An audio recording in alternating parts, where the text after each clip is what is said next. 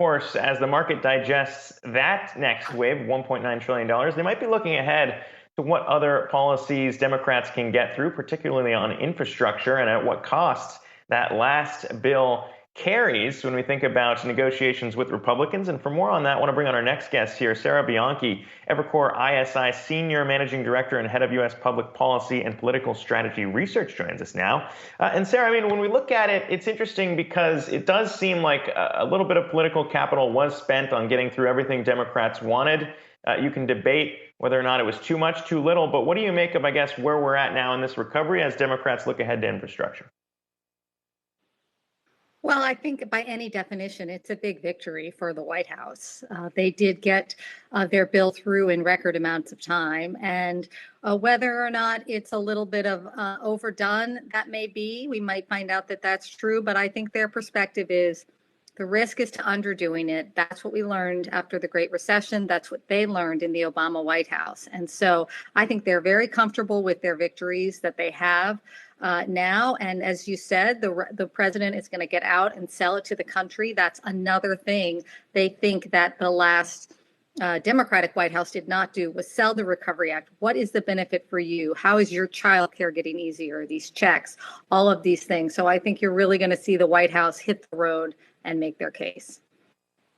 Sarah, do you think how much political capital do you think was spent here on the part of Democrats? Did they really go for too much when you consider the partisan nature with which it was passed, and then the price tag?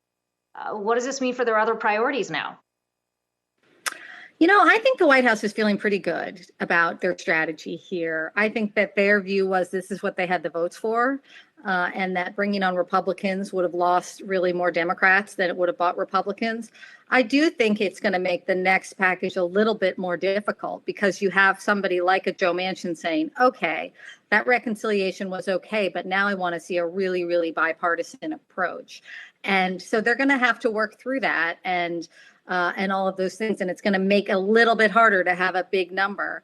But I think, honestly, momentum builds momentum. And I think this is a big victory for this White House and that they're going to use it to kind of catapult to the next thing. So I think, again, they're feeling pretty good over there. And most Democrats are feeling good as well. So I think whatever political capital was used is going to come back in spades. I'm glad you mentioned Joe Manchin because I think a lot of people focus in on Republicans in the negotiation of all this, but moderate Democrats can't be overlooked either. And obviously, the Democratic Party does have their differences in regards to some next wave relief, particularly, I guess, student loan cancellation would come to mind. What is maybe one thing that you'd point to that just now, gauging where we're at in this battle, you'd say is off the table when it comes to some of those more progressive policy items?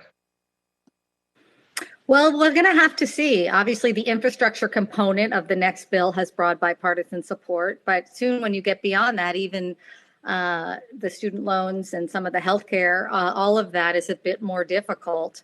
And then certainly on the revenue side, the Democrats are going to try to pay for some of this bill with taxes. And while I do think it's possible that we could see some of the revenues that Biden will propose really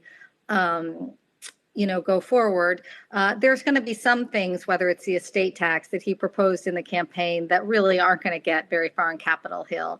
I think this next bill is going to be tougher sledding. The dynamics are tougher. I think the White House understands that. It's going to take longer, and they're going to have to really thread the needle to keep these moderate Democrats on board. Even on the issue of infrastructure, Sarah, it seems like there are specific areas for bipartisan support. You've kind of broken it down into four categories here, looking at green energy, transportation, fixing roads, other infrastructure, as well as tax credit. On the issue of green energy, though, and I lump in tax credit as well, how much Republican support is there to really go big in building out renewable energy? I think that some parts of it are okay, and you can get bipartisan support. So take, for example, tax credits for electric vehicles or charging stations. Some of that stuff I think you can get bipartisan support for. And then I do think you're right to say that at a certain level, it becomes too much for Republicans. There's just too much green energy. They'll point to things like Solyndra back in the Obama administration, a project that didn't work. So I think they are going to run into some challenges for sure on the sizing of this. But spending money is the easy part of the climate debate. The harder part is CAFE standards, the grid, all of those things that require some regulatory decisions, at least to accompany the money. So I think they'll be able to get some amount, but probably not the level that they are hoping for. Yeah, it's always easiest. That's always the easiest part, is spending the money, you know. Sarah Bianchi, Exactly. Evercore ISI Senior Managing Director, appreciate you coming on here today. Have a great week.